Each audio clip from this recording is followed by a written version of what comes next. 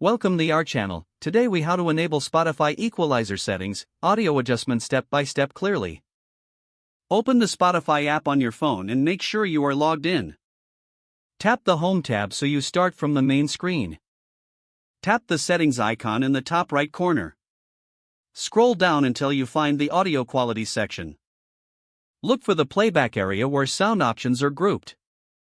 Tap Equalizer to open the Equalizer page.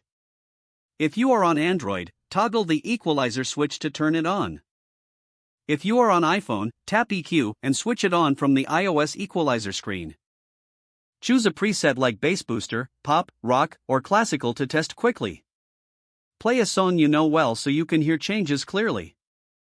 Increase the low frequencies if you want deeper bass.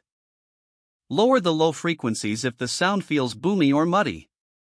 Increase the mid frequencies if vocals and guitars sound too far back. Lower the mid frequencies if the mix feels harsh or crowded. Increase the high frequencies if you want more detail and sparkle. Lower the high frequencies if cymbals and S sounds feel sharp. Make small changes first, because big jumps can distort the sound.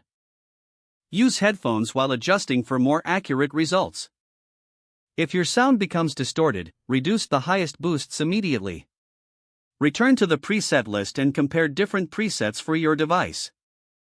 If you like a preset, keep it enabled and exit the menu. If you want a custom sound, move the sliders until it matches your taste. Check the volume level, because EQ boosts can make audio seem louder. Disable audio normalization if it conflicts with your EQ preference. Go back to settings and find normalize volume if you want to toggle it.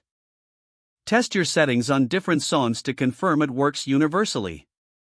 If the equalizer option is missing, update Spotify from your App Store. Restart Spotify after updating to make sure settings load correctly. Don't forget to like this video and subscribe to our channel for more step-by-step tech guides.